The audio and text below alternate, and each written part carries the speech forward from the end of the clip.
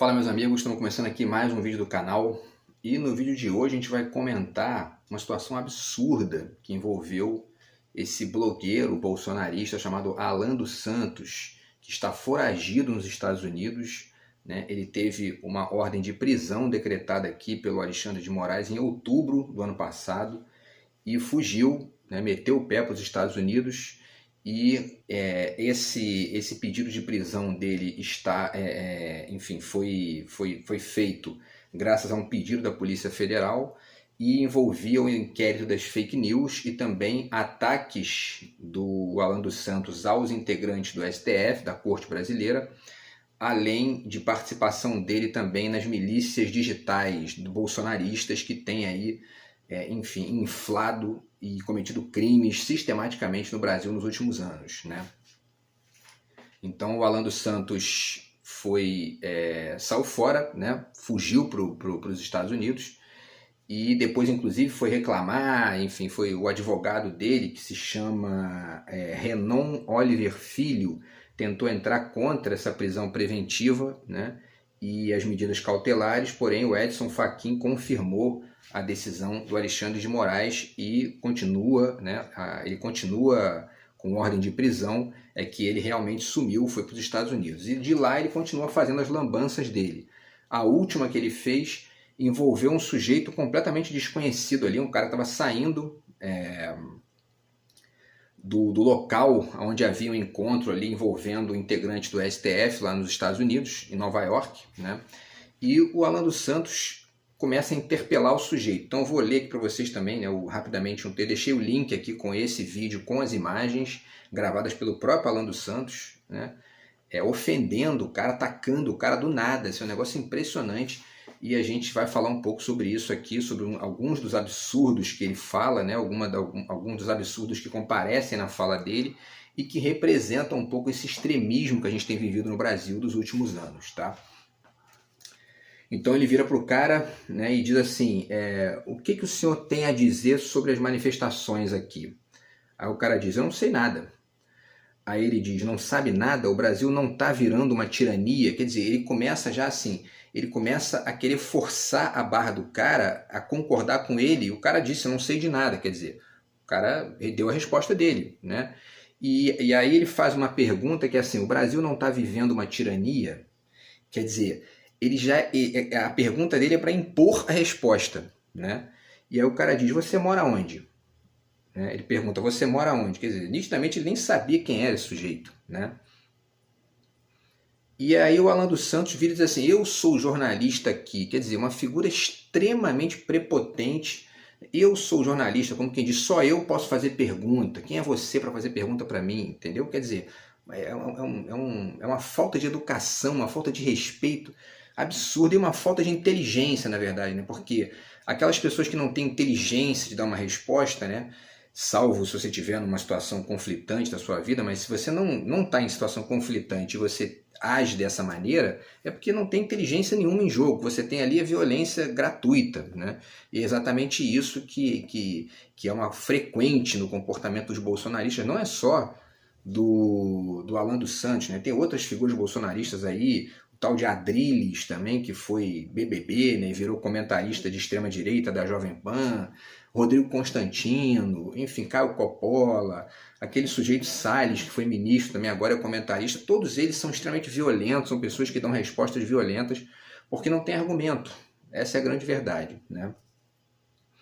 O parâmetro que rege os interesses deles são parâmetros pessoais, por isso que eles são violentos, né? Porque eles não têm um projeto público em jogo ali para defender, e tudo que eles fizeram nos últimos anos foi um fracasso, destruíram o país, né? Então, graças a isso, é por conta disso, na verdade, que eles são os violentos que são. E aí a gente continua, né? Ele diz, eu sou jornalista aqui. Aí o cara, e qual o problema? Qual o problema de você ser jornalista? Como quem diz, e aí, né, meu irmão? E aí? E o cara falando na maior educação, sabe? Na maior ponderação com ele, manteve a ponderação até o final, mesmo sendo atacado ali. Eu não sei se eu conseguiria, né? Se fosse comigo, ele ia escutar uma boa ali também, porque, né, a gente sai do sério. E aí ele diz, só estou perguntando para o senhor, não tá virando, o Brasil não está vivendo uma tirania? Aí o cara insiste, você mora onde, meu querido?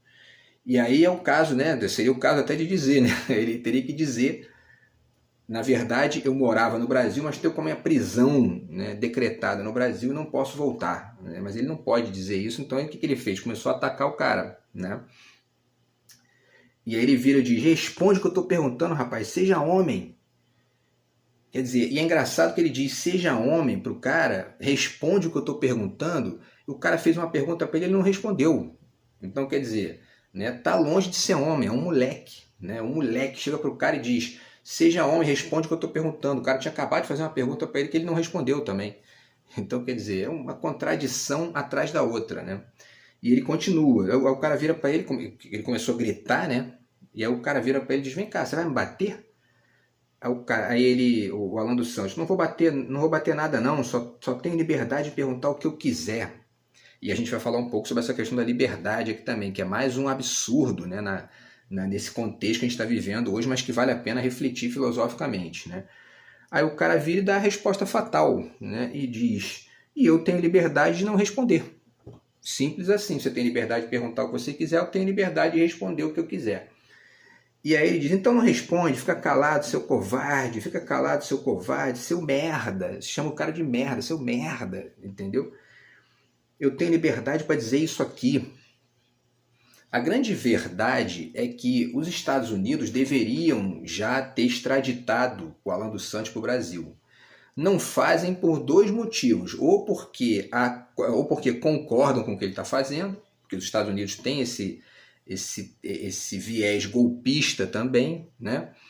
Ou então, né, é porque ele é um completo e, né, é uma figura sem a menor importância e eles não dão ali a menor importância. Só que, mesmo não sendo importante, ele tem que ser extraditado, ele tem que ser mandado de volta para cá, porque ele cometeu um crime aqui e tem que ser punido. Ele está com a prisão preventiva decretada por ter inventado fake news sobre as pessoas, por ter atacado, né, ameaçado de morte os integrantes do STF, e por participar de milícias digitais. Então, assim, tem que ser feita alguma coisa para parar esse sujeito. Né? Ele está aí atacando pessoas na rua. Né? Enfim. E aí continua, né? O cara continua, né, tentando demover ele da situação. Ele diz, eu nem sei o que está acontecendo. Né? Quer dizer, porque, né, o cara foi atacado ali, né, evidentemente. E ele diz, não bota a mão em mim, seu covarde, vagabundo. Começa a chamar o cara de vagabundo. Vagabundo virou essa gente da extrema-direita, todo mundo para eles é vagabundo, então não sabem nem o que estão falando, na verdade, né? E aí, enfim, e aí o vídeo termina, né? Então, assim, tem algumas questões interessantes, para a gente detalhar um pouco mais essa questão do Alan dos Santos. Ele tinha um canal, né, chamado Terça Livre, e esse canal foi cortado, né? A monetização dele foi cortada, e ele foi impedido de publicar por conta de tanta mentira que ele estava publicando. Ele acabou sendo proibido de publicar. Por quê? Porque não pode. Não é esse papo de liberdade de expressão, não é bem assim. Né? Não é, a liberdade de expressão acaba quando você começa a prejudicar o outro. Né?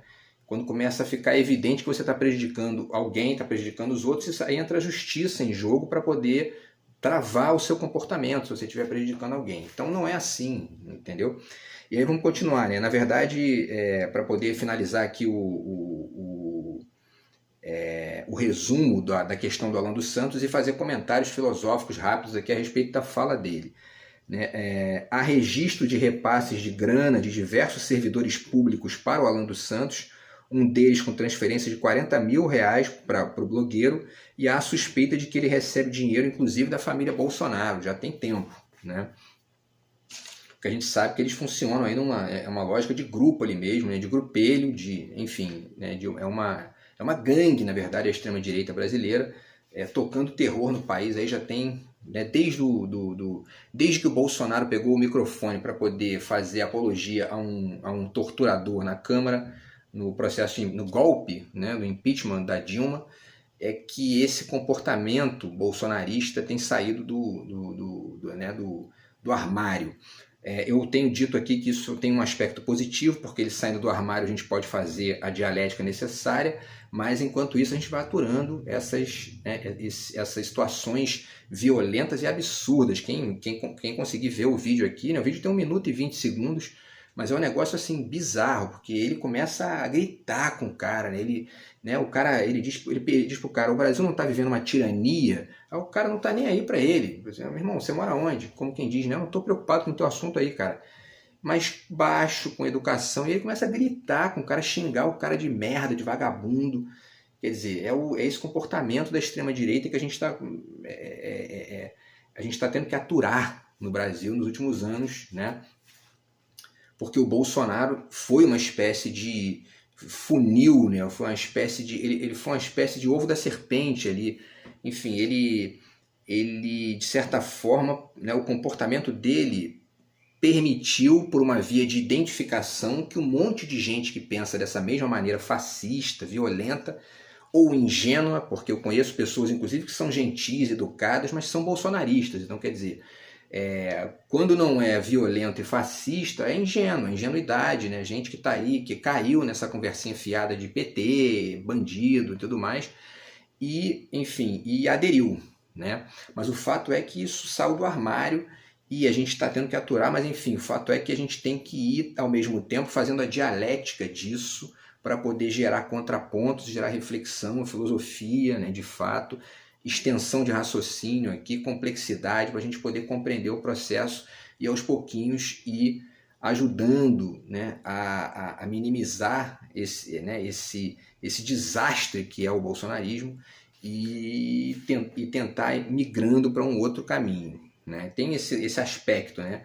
Porque esse comportamento está no brasileiro desde sempre. Né? O Brasil é um país difícil, foi fundado em cima de extração, né? Mera extração. Não houve aqui a república aqui no Brasil, só acontece no século XIX. Né?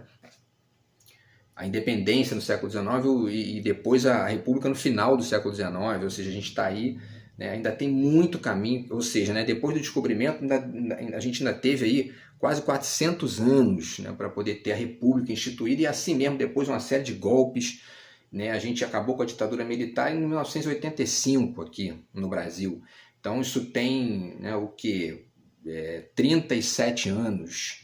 Então o Brasil é um país muito recente, e esse comportamento fascista e ao mesmo tempo esse fetiche que essa direita brasileira tem com o exército, com a polícia, que é bem típico de quem só pensa em si mesmo, só pensa em propriedade privada, só pensa em individualismo, é típico, né?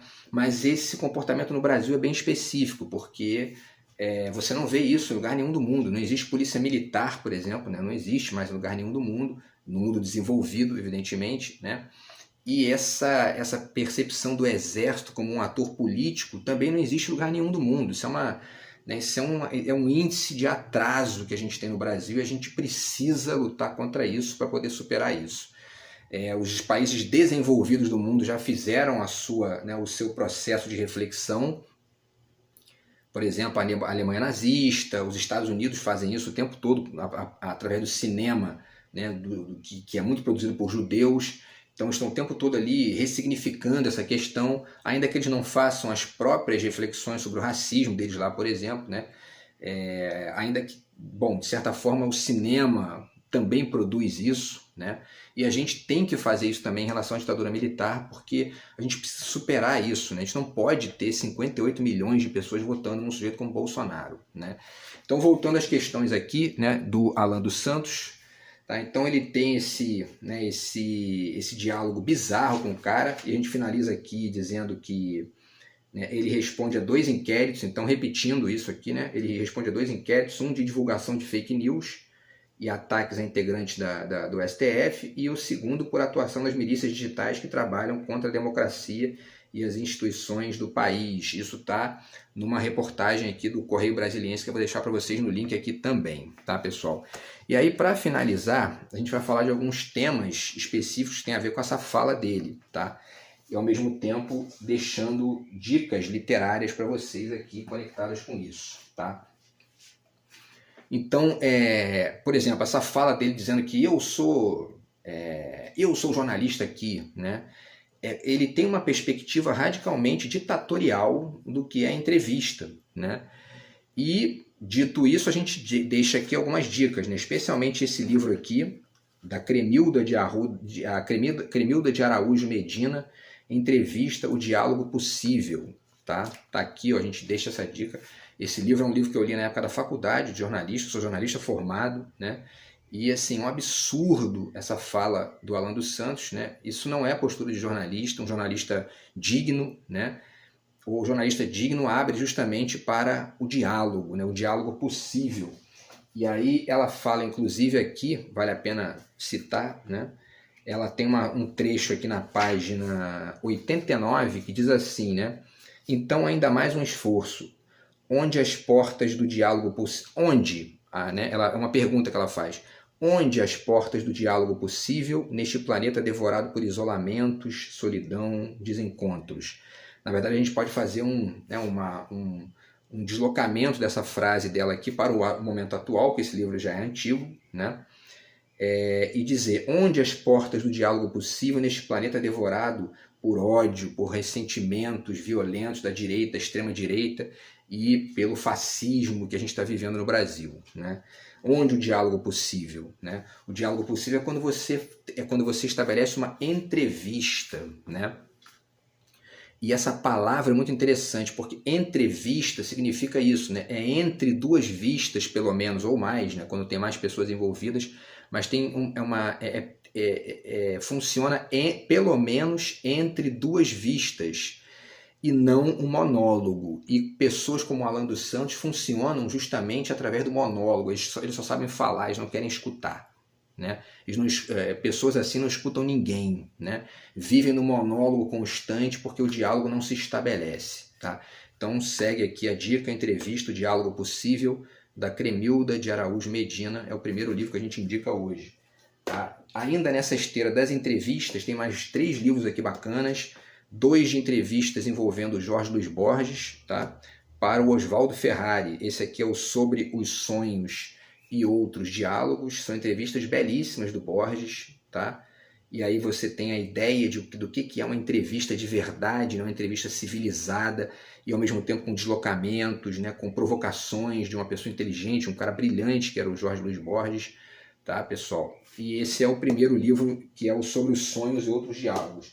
E a gente tem também aqui o segundo, que é o Sobre a Filosofia e Outros Diálogos, também da mesma coleção, né?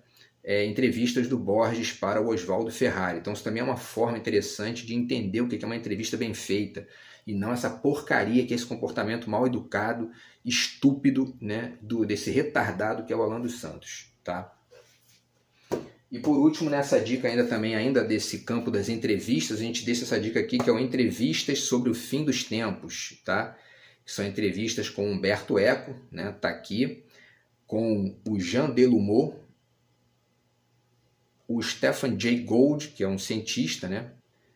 E o Jean-Claude Carrière, que é um cara ligado ao cinema, tá? Então aqui também tem várias entrevistas, é um livro interessante de entrevistas que eu tenho, só fera também, né? Grande Humberto Eco. E, enfim, também serve como referência para a gente fazer o contraponto necessário a esse comportamento absurdo, né, desse sujeito, né, baixo nível, que é o Alan dos Santos, e que representa muito o bolsonarismo que a gente está vivendo, que na verdade é fruto de uma influência e de uma identificação com o comportamento violento do Bolsonaro. Vamos fuzilar a petralhada, né? Viva Ustra, né? O terror da Dilma Rousseff. Quer dizer, um sujeito violento, realmente assim, conectado a um armamentista, né? E todas essas referências têm feito muito mal ao Brasil. Um outro livro interessante aqui também é esse livro, Os Erros da Liberdade, do filósofo Pierre Grimal, tá? Aqui ele vai discutir uma série de temas interessantes conectados com a ideia de liberdade, e isso é importante para fazer o contraponto também desse comportamento absurdo do Alan dos Santos e de outros bolsonaristas que têm a liberdade de expressão como se fosse uma justificativa para fazer qualquer coisa, para poder ofender as pessoas, inventar fake news, cometer crime, pedir intervenção de exército. Quer dizer, a liberdade, ela termina quando começa a do outro. Essa é uma expressão bem interessante. E a democracia é isso, é você exercitar a sua liberdade desde que você não atrapalhe, não ataque, não perturbe e não prejudique a vida dos outros, né? E aí você pedir intervenção militar, por exemplo, não pode. Por que não pode? Porque um dos princípios da liberdade é justamente a ausência de qualquer tipo de autoritarismo, que é aquilo que o exército sabe fazer. Porque o exército, na verdade, ele serve para proteger as fronteiras externas do país contra inimigos externos, e não para servir de ataque a pessoas, né, do próprio país, enfim, conexão com algum tipo de grupo de poder que esteja ali. Então, assim, o Brasil tem que fazer o seu meia-culpa disso, tem que fazer a sua reflexão filosófica e histórica, né? Enfim, tem que fazer o processo crítico e reflexivo desse papel, enfim, golpista do Exército. E o Exército tem se comportado muito bem, na verdade, nas últimas semanas, né? Que eles estão sendo aí instigados por essa população golpista, que entende a ideia de liberdade de expressão de uma maneira completamente absurda, mas tem se comportado muito bem.